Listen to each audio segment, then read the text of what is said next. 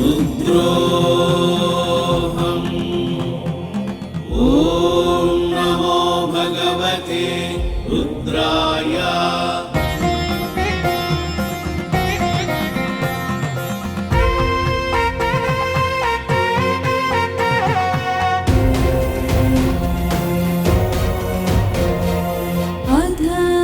जगद्गुरु स्वरसहित परिष्कर्ता चतुर्वेद ज्ञान ब्रह्मा सिद्धगुरु श्री रमणानंद महर्षि पठिता शुक्ल यजुर्वेदीया षट्षष्टि नमक मंत्र पठनम्। गणानां त्वा गणपतिं हवामहे प्रियाणां त्वा प्रियपतिं हवामहे निधीनां त्वा निधिपतिं हवामहे वसो मम आहमजानि गर्भधम त्वमजासि गर्भधम्। नमस्ते रुद्रमन्यवभूतोत इषवे नमः बाहुभ्यामुदते नमः। या ते रुद्रशिवा तनूरघोरा पापकाशिनी तया नस्तन्वा शन्तमया गिरिशन्ताभिचाकसीः। यामिषुं गिरिसन्तहस्ते बिभर्ष्यस्तवे शिवां गिरित्रतां कुरु माहि गुंसेः पुरुषं जगत्। शिवेन वचसा त्वा गिरिशाक्षा वदामसि यथा नः सर्वमिज्जगदयक्ष्मगुं सुमना असत्। अध्यवोचदधिवक्ता प्रथमो दैव्योऽभिषक् अहिगुंश्च सर्वान् जम्भयन् सर्वाश्च यातु धान्यो धराजीः परासुव। असौ यस्ताम्रो अरुणा उत बभ्रुः सुमङ्गलः ये चैनगुं रुद्रा अभितो दिक्षु श्रिताः सहस्रशो वैशागुं हेडयीमहे। असौ यो वसर्पति नीलग्रीवो विलोहितः उतैनं गोपा अदृशन्नदृशन्नुदहार्यः स दृष्टो मृडयाति नः। नमोऽस्तु नीलग्रीवाय सहस्राक्षाय मीढुषे अतो ये अस्य सत्त्वानो हन्तेभ्यो करन्नमः। प्रमुञ्च धन्वनस्त्वमुभयो राज्ञोर्जां याश्च ते हस्त इषवः पराता भगवो वप। विज्यन् धनुः कपर्दिनो विशल्यो बाणवागुम् उत अनेशन्नस्य या इषव आभुरस्य निषङ्गदिः। याते हेतिर्मीडुष्टमहस्ते बभूवते धनुः तयास्मान् विस्पतस्त्वम यक्ष्मया परिभुजा। ॐ नमो भगवते रुद्राय। परिते धन्वनो हेतिरस्मान् पृणक्तु विश्वतः अथो या इषुधिस्तवारे अस्मन्निधेहितम्। अवतत्य धनुष्ट्वगुं सहस्राक्षशते शुधे निशीर्य शल्यानामुखा शिवो नः सुमना भव। नमस्त आयुधायानातताय धृष्णवे उभाभ्यामुदते नमो बाहुभ्यां तव धन्वने। मानो महान्तमुतमानो अर्भकं मान उक्षन्तमुतमान उक्षितं मानो वधीः पितरं मोत मातरं मानः रियास्तन्वो रुद्ररीरिषः मानस्तोके तनये मान आयुषे मानो घोषु मानो अश्वेषु रीरिषः मानो वीरान् रुद्रभामिनो वधीर्हविष्मन्तः सदमित्वा हवामहे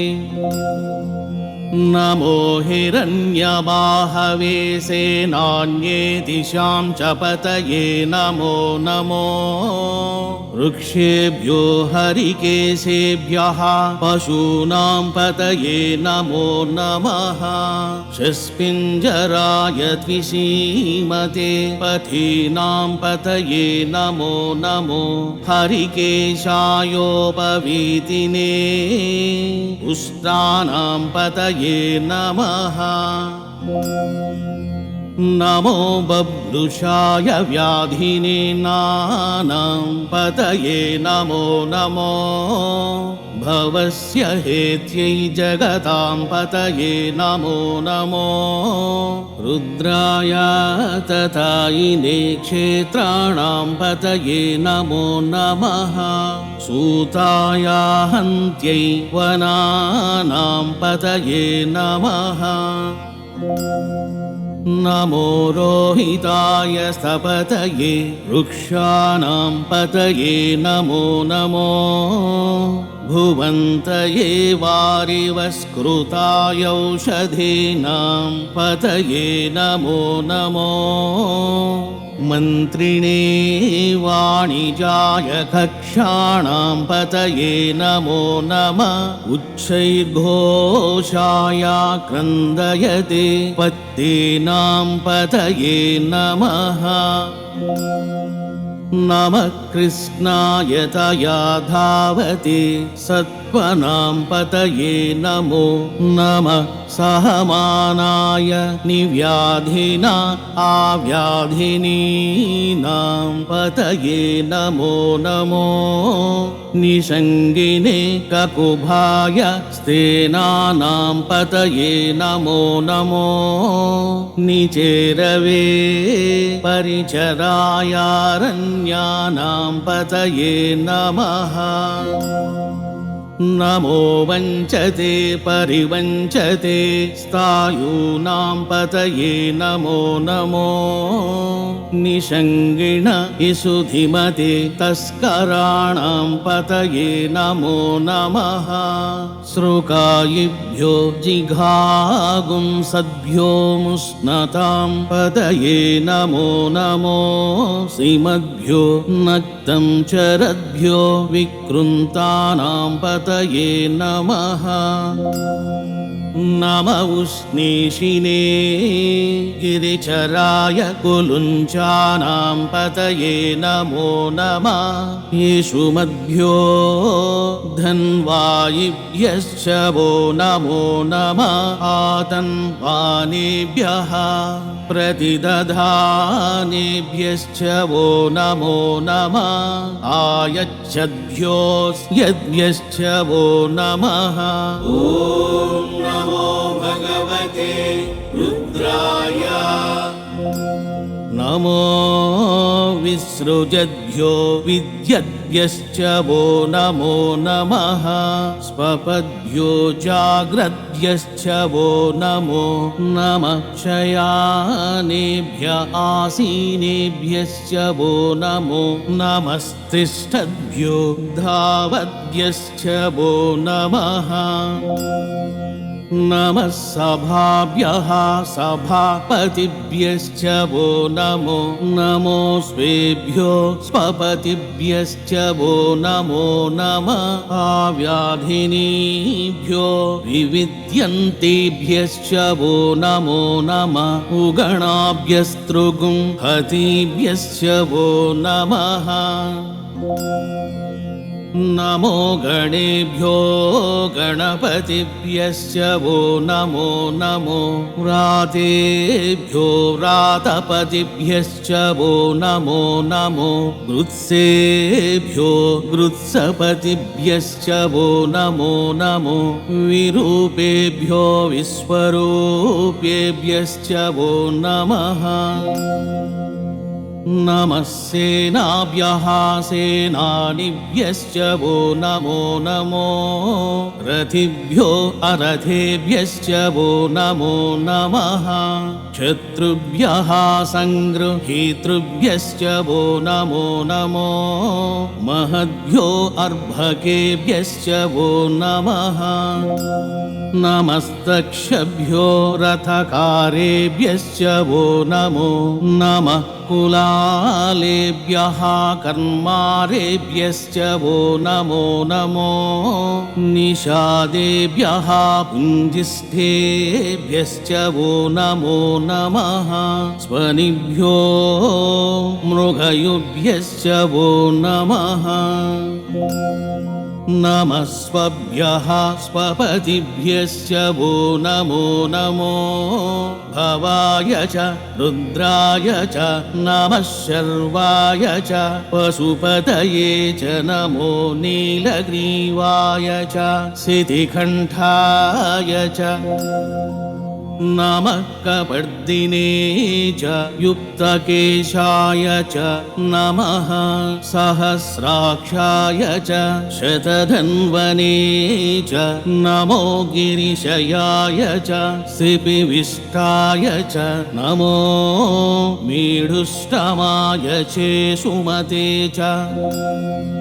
नमो ह्रस्वाय च वामनाय च नमो बृहते च वर्षीयसे च नमो वृद्धाय च सवृधे च नमो ग्र्याय च प्रथमाय च नम आशवे चाजिराय च नमः शीघ्राय च शीभ्याय च नम ऊर्म्याय चावस्वन्याय च नमो नादेयाय च वीप्याय च नमो ज्येष्ठाय च कनिष्ठाय च नमः पूर्वजाय च परजाय च नमो मध्यमाय च पगल्भाय च नमो जघन्याय च बुध्न्याय च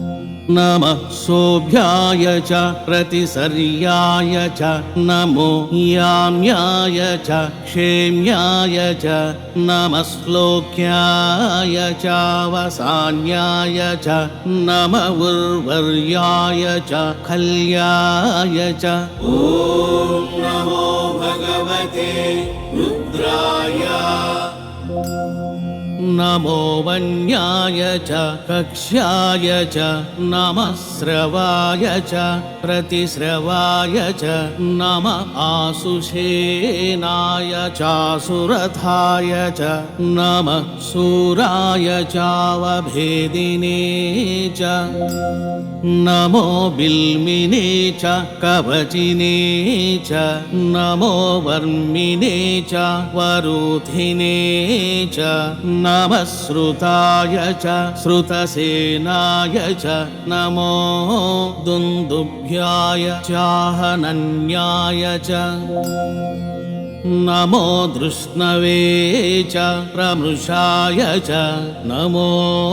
निषङ्गिणे चेसुधिमते च नमः तीक्ष्णेशवे चायुधिने च नमः स्वायुधाय च सुधन्वने च नमः श्रुत्याय च पथ्याय च नमः काट्याय च नीप्याय च नमः कुल्याय च सरस्याय च नमो नादेयाय च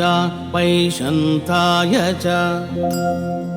नमः कूप्याय च वट्याय च नमो विद्याय च तप्याय च नमो मेध्याय च विद्युत्याय च नमो वर्ष्याय च वर्ष्याय च नमो वाक्याय च रेश्म्याय च नमो वास्तव्याय च वास्तुपाय च नमः सोमाय च रुद्राय च नमस्ताम्राय च रुणाय च नमः शङ्गवे च पशुपतये च नम उग्राय च भीमाय च नमोऽग्रे वधाय च दूरे वधाय च नमो हन्त्रे च हनीयसे च नमो वृक्षेभ्यो हरिकेशेभ्यो नमस्ताराय नमः शम्भवाय च मयो भवाय च नमः शङ्कराय च मयस्कराय च नमः शिवाय च शिवतराय च नमः पार्याय च वार्याय च नमः प्रतरणाय चोत्तरणाय च नमस्तीर्थ्याय च कूल्याय च नमः शस्प्याय च हीन्याय च नमः सिकच्याय च प्रवाह्याय च नमः किगुंसिलाय च शयनाय च नमः कपर्दिने च पुलस्तये च नमः हिरण्याय च प्रपच्याय च नमो व्रज्याय च गोष्ठ्याय च नमस्तल्प्याय च गेह्याय च नमो हृदयाय च निवेश्याय च नमः काठ्याय च गह्वरेष्ठाय च ॐ नमो भगवते रुद्राय नमः शुष्क्याय च हरित्याय च नमः पागुं सौव्याय च रजस्याय च नमो लोप्याय चोलप्याय च नमः ऊर्व्याय च सूर्याय च नमः पर्णाय च पर्णशदाय च नमः उद्गुरमाणाय चाभिघ्नते च नमः आखिदते च प्रखिदते च नमः ईशुकृद्भ्यो धनुष्कृद्भ्यश्च वो नमो नमो वः किरिकेभ्यो देवानागुं हृदयेभ्यो नमो विचिन्वत्केभ्यो नमो विक्षिणत्केभ्यो नमः आनिर्हतेभ्यः द्रावे अन्धसस्पति दरिद्रनीललोहित आसां प्रजानामीशां पशूनां माभिर्मा रोङ्मोचनः किञ्चन ममत् इमा रुद्राय तवसे कपर्दिने क्षयद्वीराय प्रभरामहे मतीः यथा शमसद्विपदे चतुष्पदे विश्वम् पुष्टं ग्रामे अस्मिन्ननातुरम् या ते रुद्रशिवा तनोः शिवा विस्वाहा भेषजि शिवा ऋतस्य भेषजि तया नो मृडधीवसे परिणो रुद्रस्य हेतिर्पृणक्त् परित्वेषस्य दुन्मति रघायोः अवस्थिरा मघवद्यस्तनुष्व मीड्भस्तोकायतनयाय मृड मीडुष्टम शिवतम शिवो नः सुमना भव परमे वृक्ष आयुधं निधाय कृत्तिं वसान आचर पिनाकं बिभ्रदागहि विकिरिद्रविलोहित नमस्ते अस्तु भगवः यास्ते सहस्रगुं हेतयोऽयमस्मन्निवपन्तु ताः सहस्राणि सहस्रशो बाहोस्तव हेतयः तासामीशानो भगवः पराचीनामुखाकृधि असंख्याता सहस्राणि ये रुद्रा अधिभूम्यां तेषागुं सहस्रयोजनेव धन्वानि तन्मसि अस्मिन् महत्यन्नवेन्तरिक्षे भवा अधि तेषागुं सहस्रयोजनेव धन्वानि तन्मसि ॐ नमो भगवते रुद्राय नीलग्रीवाः शिथिकण्ठादिवगुं रुद्रा उपश्रिताः तेषागुं सहस्रयोजनेव धन्वानि तन्मसि नीलग्रीवाः शिथिकण्ठाः शर्वा अधः क्षमाचराः तेषागुं सहस्रयोजनेव धन्वानि तन्मसि ये वृक्षेषु शिस्पिञ्जर नीलग्रीवा विलोहिताः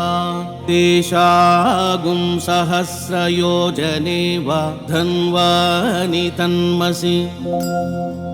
ये भूतानामधिपतयो विशिखासः कपर्दिनः तेषागुं सहस्रयोजनेव धन्वानि तन्मसि ये पथां पतिरक्षय ऐलवृदा आयुर्युधः तेषागुं सहस्रयोजनेव धन्वानि तन्मसि ये तीर्थानि प्रचरन्ति शुकाहस्ता निषङ्गिणः तेषागुं सहस्रयोजनेव धन्वानि तन्मसि येनेषु विविध्यन्ति पात्रेषु पिबतो जनान् तेषागुं सहस्रयोजनेव धन्वानि तन्मसि य एतावन्तश्च भूयागुं सश्च दिशो रुद्रा पितस्थिरे तेषागुं सहस्रयोजनेव धन्वानि तन्मसि नमोऽस्तु रुद्रेभ्यो ये दिवि येषां वर्ष्यमिषवः तेभ्यो 10 प्राचीर्दश दक्षिणादश प्रतीचीर्दशोदीचीर्दशोर्ध्वाः तेभ्यो नमो अस्तु तेनो वन्तु तेनो मृडयन्तु तेयं भीष्मो यश्च नो द्वेष्टितमेष शां जम्भे दद्मः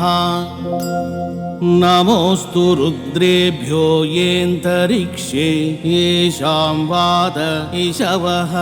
तेभ्यो 10 प्राचीर्दश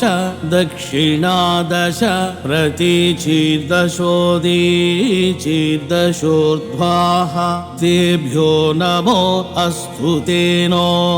वन्तु तेनो मृडयन्तु तेयं भीष्मो यश्च नो द्वेष्टितमेषां जम्भे दद्मः नमोऽस्तु रुद्रेभ्यो ये पृथिव्यां येषामन्नमिषवः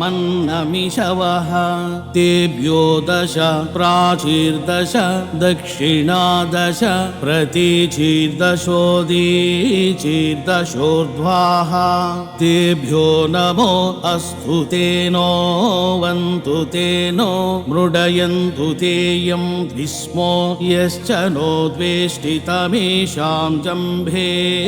दद्मः शिवोऽहं रुद्रोऽहम् इति परिष्कर्ता चतुर्वेद ज्ञान ब्रह्मा सिद्धगुरु श्रीरमणानन्द महर्षि पठिता